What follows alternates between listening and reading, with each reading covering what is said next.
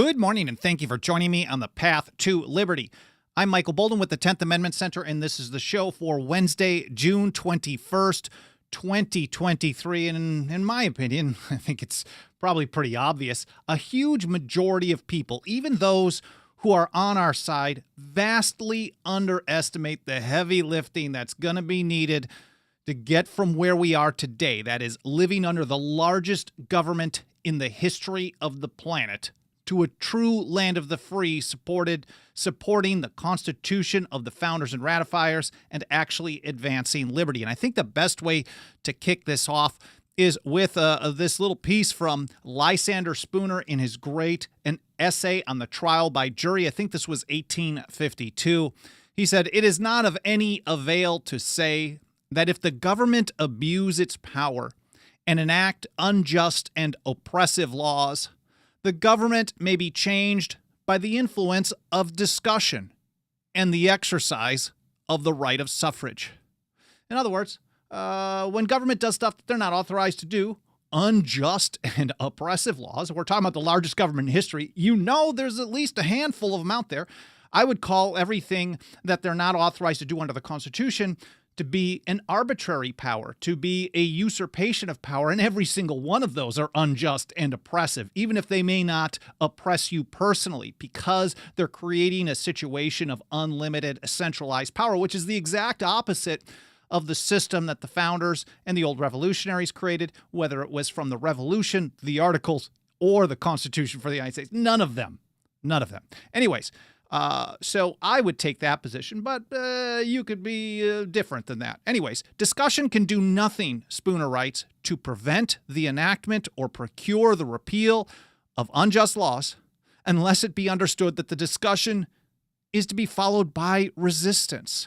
Just telling the government they're not authorized to do something, waving a document at them and saying, see, these are the rules that you were supposed to follow, when they have the power to do whatever the heck they want as long as people go along with it, isn't going to change anything. And the same goes for voting the bums out. All the people that are hoping that the new bums are going to look at all the power that's being handed to them on a silver platter, and they're never going to use it in ways that they're not authorized to do. This is absurd. This has been proven wrong over and over and over again. It is a totally failed approach. Spooner understood this all the way back in 1852. But of course, it's not just about just being, throwing your head out there, putting your neck on the line at every turn. When and how and where that resistance plays out is an essential question.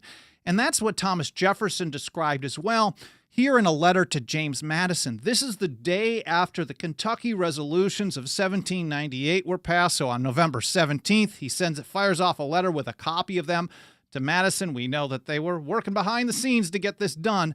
This was calling for nullification of the hated Alien and Sedition Acts of the Adams administration, calling for resistance, communication by states, getting the ball rolling on that. And here's what Jefferson had to say. Smart strategy. I enclose you a copy of the draft of the Kentucky Resolves.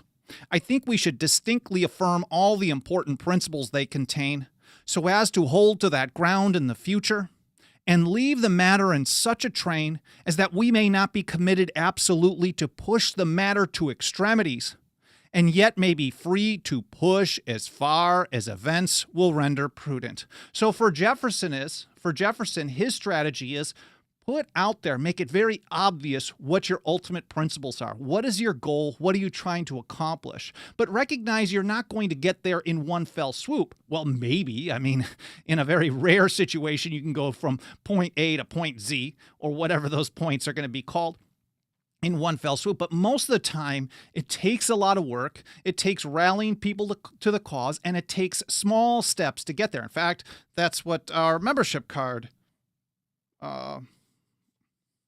it's a little dusty. I haven't held it up for a while. 10thamendmentcenter.com/members if you want to support us and help us celebrate and commemorate our 17th year anniversary, which we're remembering this weekend, I guess, and trying to build for the next 17 years as well. That's 10thamendmentcenter.com/members.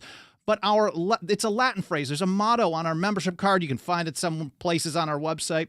Concordia res parve crescunt. It means small things grow great by concord. It comes from, it's a Latin phrase that the penman of the American Revolution, John Dickinson, used Jefferson also understood this strategy as well. In a letter to the Reverend Charles Clay, he told us that the ground of liberty is to be gained by inches. We must be contented to secure what we can get, but eternally press forward for what is yet to get. He said it takes time to convince people what is even for their own good. So the odds of getting from where we are today, where people literally are begging left and right and center, they're begging for government power for stuff that they support all the time. And the idea of even cutting back on the rate of increase in spending of their favorite programs, whether it's domestic or foreign, or it's military or social programs, even just slowing down the rate of increase, and they're crying end of the world, basically. So we live in a society where people love government power for their own political purposes. So getting from here to a land of the free is going to take a lot. I don't want to promise you a bunch of garbage like what most people do in this realm. When you talk politics, the Constitution, and liberty, most people tell you, just do this, support this amendment, support this candidate, support this lawsuit. Everything's going to be better. And that, I think, is just absolute garbage. Anyways, here's John Hancock. It has to be clear that the people are going to be standing strong, ultimately, or government will never back down. Jefferson clearly understood this, but he also understood that it takes smart strategy. But so did the Revolutionaries. They understood this years earlier. For example, here's John Hancock in a 1765, I think it was somewhere in October of 1765, in a letter to his London agent, Jonathan Bernard, just weeks before the Stamp Act was going to go into effect. This was the attitude. This was the message. This was not just discussion. It was clear that resistance and opposition and noncompliance, various forms of this, were all being implemented already. So it was really backed up by action as well. The people of this country, John Hancock wrote, will never be made slaves of by a submission to the damned act. In other words, we are not going to submit. We are not going to comply. We are not going to participate in this because you're not authorized to do this. And as long as people comply, there is no reason for government to repeal its acts. That's what Dickinson said in his broadside against the Stamp Act as well. If you comply with the act, you voluntarily put chains around your unhappy country because you established the detestable precedent. So the people will never be made slaves of by a submission to the damned act. We see many people at the time of the founding of the ratification debates using this principle and arguing that this is how you keep the government in check, whether it was Dickinson or here James Iredell, who pointed out during the North Carolina ratifying convention. Iredell was a top legal mind of the time. He was on the Supreme Court, nominated for that role by George Washington. He said the people will resist if the government usurp powers not delegated to it. He recognized that the people of the country would resist. Well, at least at that time. It didn't last too long, that mentality of resistance to usurpation, but it certainly was there from the Revolutionary era. And this is that type of a message. He said, he was basically saying, like, look, we're not going to get this perfect. And yes, there may be some problems with this, he was calling for ratification. But he's like, look, when they go beyond their limits, we've got a people who just came through trial by fire, in essence, who resisted great usurpations, unlimited centralized power. Why would we not think that they would do the same? And that's how you keep the government in check. Now, people have always been afraid to take this kind of a stand. When you don't have a brave population, a population that's used to being on its knees, begging for permission, begging for handouts, there's a lot of fear that goes along with these types of things because, well, it carries risk. But here's how Thomas Paine put it. This was in Rights of Man, Part 2. He said, the strength and powers of despotism consist wholly in the fear of resisting it. So being afraid of resisting government power, whatever form that may be, whether it's noncompliance or direct resistance, that type of fear is what enables it to exist. As long as people are unwilling to resist it, well, we're setting aside all the people who beg for all the government power because they're not part of the solution. Anyways, those of us who are into the solution, advancing the Constitution, advancing a society of liberty, we have to recognize that government is always going to be going after our liberty. Benjamin Franklin, I should have had this one up as well. He had this one great quote, well, many, of course. But he said, all history informs us that there's always been a constant kind of warfare between the governing and the governed, because that's what government does. Here's Patrick Henry with the same kind of message. This was in the Virginia Ratifying Convention. He said, "It is the fortune of a free people not to be intimidated by imaginary dangers. Fear is the passion of slaves." Now, speaking of slaves and slavery, I think it's important to point out that what they're referencing here is government power. And he's not talking about chattel slavery, for example, in this context. Here's Thomas Paine describing that view again here in American Crisis, December of 1776. He said, "Britain, with an army to enforce her tyranny, has declared that she has a right not only to tax, but to bind us in all cases whatsoever." And this is just a quick reminder that they didn't go into a long, bloody... First of all, the British did not march on Lexington and Concord to collect taxes, and they did not go into a long, bloody war just in order to get representatives to implement taxes on them. That was just an outgrowth of the power that they claimed in the Declaratory Act of 1766 over the colonies, quote, "in all cases whatsoever." So unlimited power in Parliament, the king in Parliament. They had final authority or sovereignty in every situation. If they wanted to do something, they would. If they wanted to send an army to enforce it, they would. If they didn't think it was a good idea, they wouldn't. It was fully up to them, and that was the situation they were in. And in many ways, it's very close to that today. That's probably a different episode. It's very close to that today, if not exactly the same. Not exactly, but there's some technicalities there. So Paine is talking about this unlimited power, and he said, "And if being bound in that manner is not slavery, then there is not such a thing as slavery upon earth.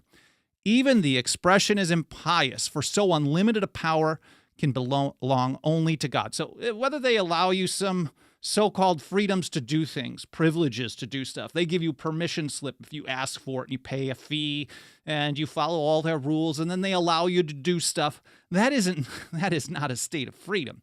Freedom is when you're able to exercise your rights, whether the government wants you to or not. I just wanted to point that out really quickly as well. I should also point out that everything that I'm mentioning here, well, hopefully everything that I'm mentioning here in this episode, I will have a link to in the show notes. So if you're wondering, hey, where's that quote from Thomas Paine or Patrick Henry or whomever, where can I find that? Every episode like this one, I publish a blog post over at 10thamendmentcenter.com/path-to-liberty a couple hours after the live stream is done. Sometimes it's a little faster, sometimes it's a little slower. And for each episode, you're going to find all the different platforms we're on. Of course, we live stream on the mainstream ones. We archive all over the place. We also live stream at rumble.com and odyssey.com. I love both of those platforms. I appreciate everyone checking us out there. So we have all these different platforms plus the audio-only podcast edition.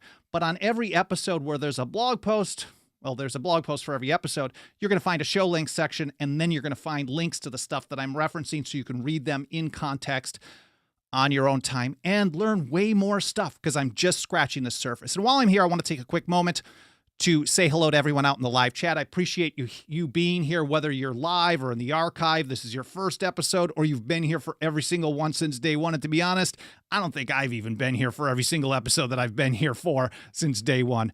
There's Juliet over on LinkedIn. Great quotes from great minds. I appreciate that. Thank you for being here, Juliet. Good to see you.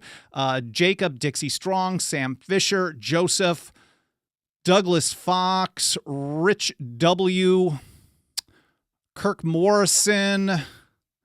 I think I saw Haji in there, maybe not. Lawrence Smith, Ward Lawrence, good to see you, buddy. Robbie Liberty, and everyone else. I know I'm skipping over a few people, but I do want to get back to Spooner here.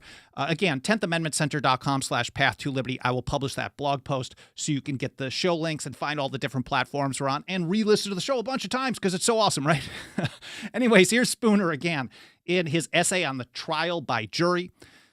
This, I think, is the best summary of the situation we're in. Tyrants care nothing for discussions that are to end only in discussion. Discussions which do not interfere with the enforcement of their laws are but idle wind to them. Tyrants. We're surrounded by tyrants. Year in and year out.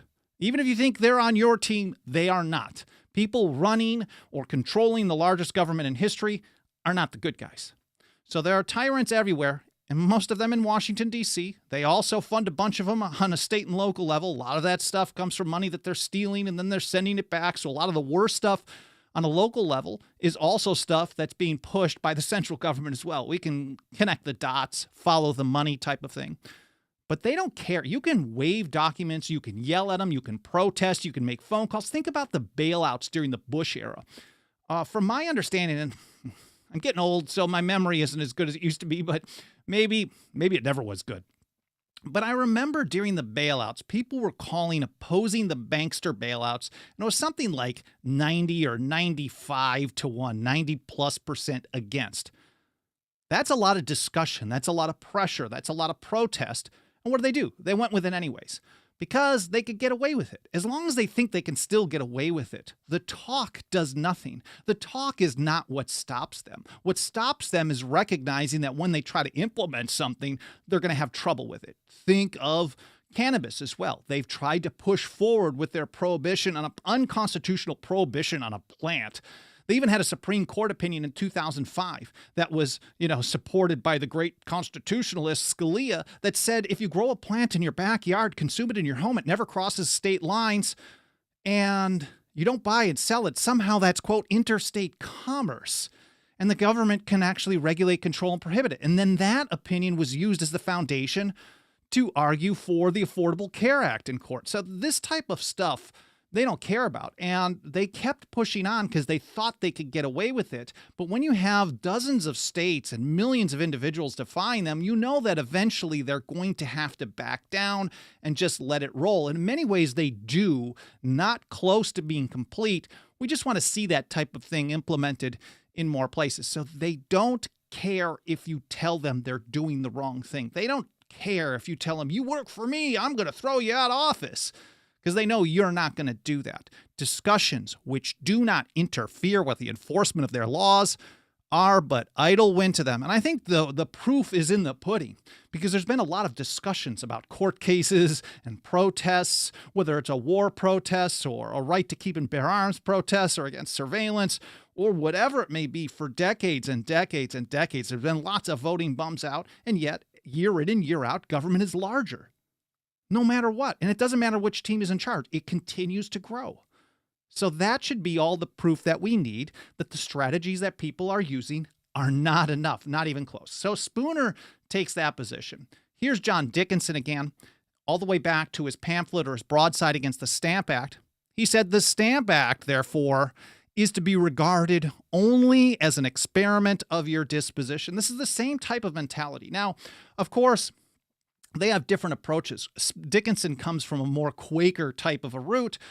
His roots are more in Quakerism, so he certainly was looking only to responding to violence or attacks on your liberty with violence as an extreme last resort. He didn't even sign the Declaration of Independence because he thought it was too soon. He thought it was not time. He specifically said, we need to have an Articles of Confederation first. And, well, he was the guy who primarily did the drafting on that afterwards. He also thought they needed first of all, the Articles of Confederation and then foreign alliances to stand up against the largest empire in history. So he was opposed to it, and he lost a lot of his credibility at that time because of that. But mind you, even though he didn't sign on, he still did go to the front line, unlike most everyone else. John Adams, who absolutely did not like him at all. The hothead couldn't stand him. And even he said, look, this guy's got honor because despite the fact that he opposed what we were doing, he went up there and put his own neck on the line at the right time. But ultimately, Dickinson was for non-compliance, a refusal to participate. He thought that was the best approach for the time. And we're talking about 1765 for a number of years. Others like Spooner was definitely a right to keep and bear arms kind of guy and was calling for people to use that kind of resistance. Now, again, this gets back to Jefferson. He says, let's push as far as events will render prudent. You can't just be dumb and go crazy about stuff. And I tend to lean far closer to Dickens's approach, especially when the vast majority of people around us think that the government is supposed to be supreme and everything. They're just terrible on the Constitution and liberty. We're nowhere close to 13 clocks striking as one, as we saw at the time of the Declaration of Independence. Anyways, the Stamp Act is to be regarded only as an experiment of your disposition. If you quietly bend your necks to that yoke, you prove yourselves ready to receive any bondage to which your lords and masters shall please to subject you. So in other words, as long as you continue to comply, they're going to give you more. You've proven to be a willing slave, a willing servant to their demands. He said, some persons may fondly hope it will be as easy to obtain. Oh, do I want to get to that yet?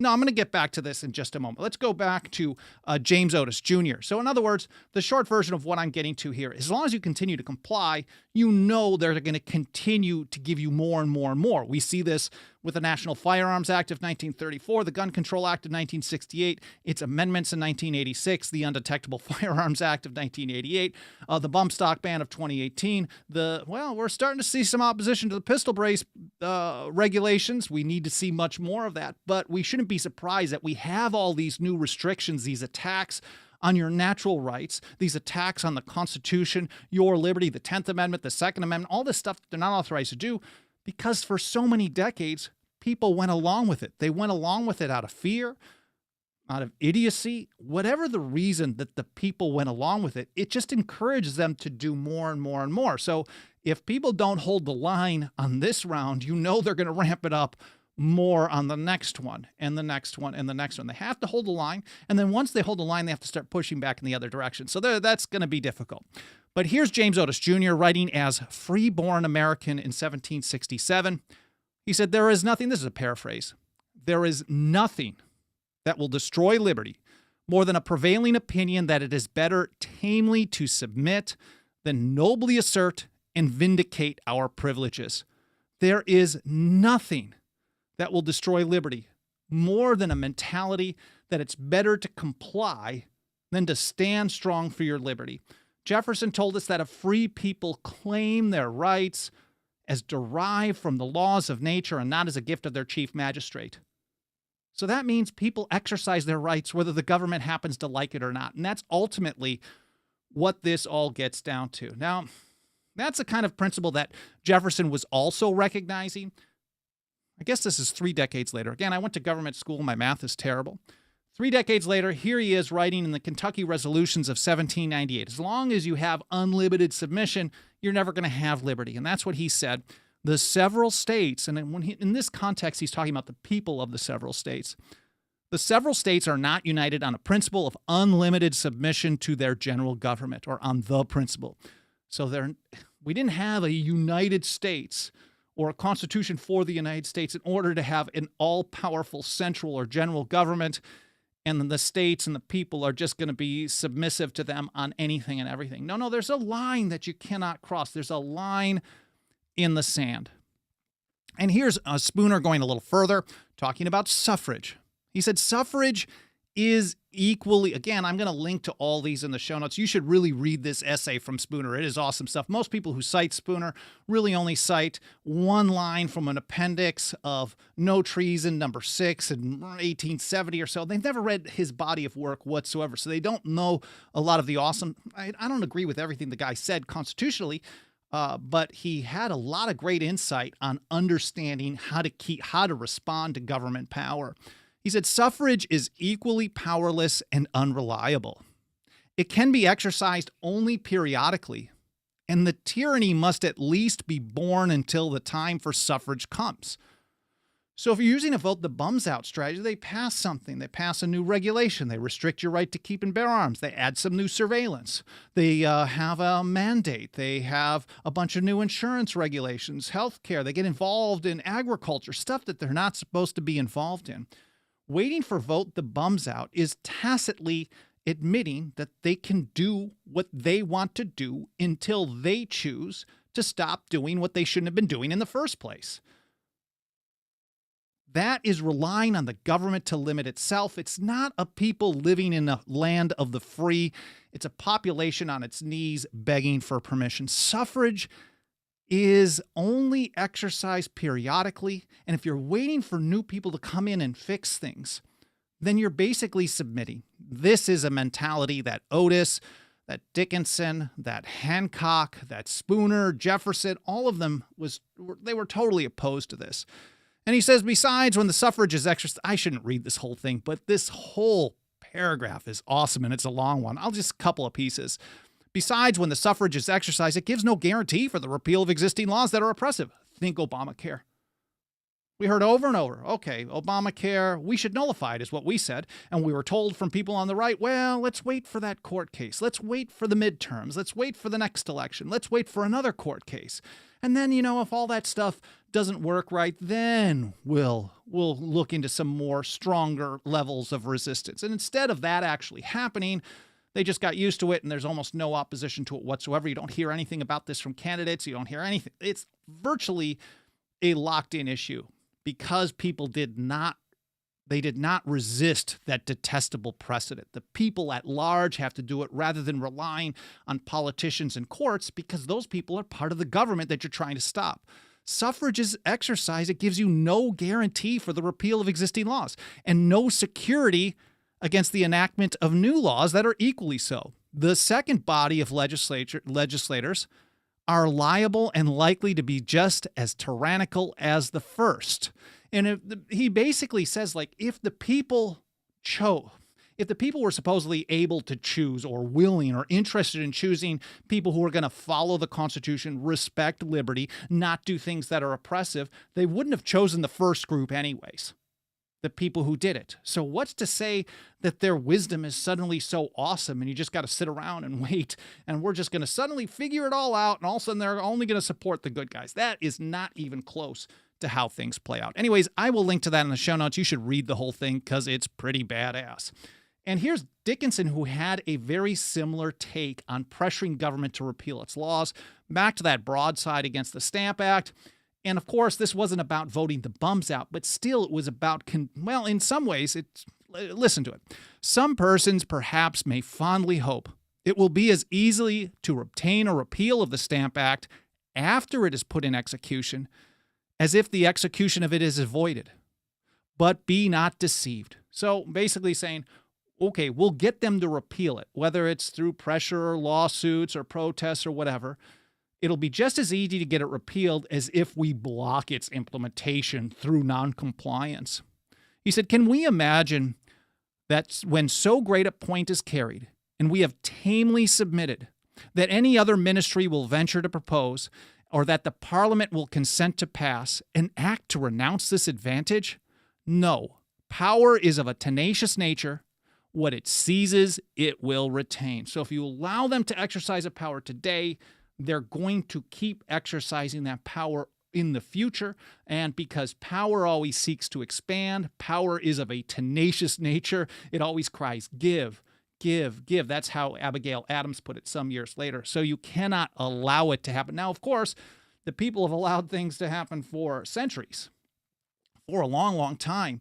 And that's why I think people vastly underestimate how much work it's going to be to turn things around.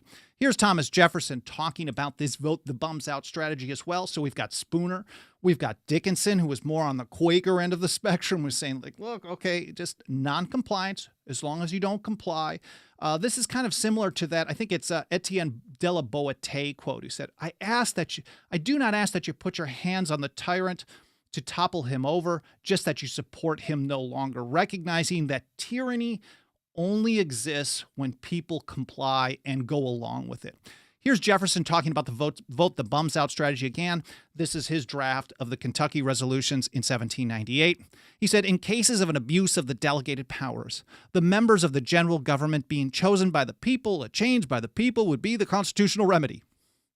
That's Jeffersonian flair for, well, when they're within the bounds of the Constitution. They're abusing their delegated powers. They're using it in ways that you don't like. They're using it at times that they shouldn't. Like, just because they have the power to regulate commerce doesn't mean they actually have to do anything. Just because they have the power to declare war doesn't mean they have to be declaring war. So they're abusing that delegated power if they're using it in ways that you don't want them to use it. And in that situation, when they're still within the bounds of the Constitution, Jefferson tells us that's when you use the vote the bums out strategy. But that's the only time you're supposed to use it. And that is not the situation we live in today. He said, where powers are assumed which have not been delegated, a nullification of the act is the rightful remedy. It's not just a good idea. It's not something to try later. It is not a rightful remedy. It is the rightful remedy. And here's one more from Spooner. I don't have it up on the screen here, but hopefully it's a good one. He said, practically speaking, no government knows any limits to its power except the endurance of the people. Well, I hope you guys found this interesting. I hope it was educational. More important than anything, I hope it made you think, and I hope you learned something. If you want to help us get this message out to more people, we are 17 years strong, operating on the tiniest shoestring budget you can even imagine. It's hard to say how much we've accomplished with so little. We've been told so many times we punch way above our weight class. You can join us for as little as $2 a month over at 10thamendmentcenter.com/members. There's also annual, lifetime, and 5-year options. Don't feel obligated to join us, but if you got a couple of bucks of that dirty government fiat and you want to throw it out somewhere, throw it at us. We will use it to take a stand in support of the Constitution and liberty, whether the government happens to like it or not. Let me take a look and see if there's any comments or questions I can get back. Oh, man, there are a lot of comments.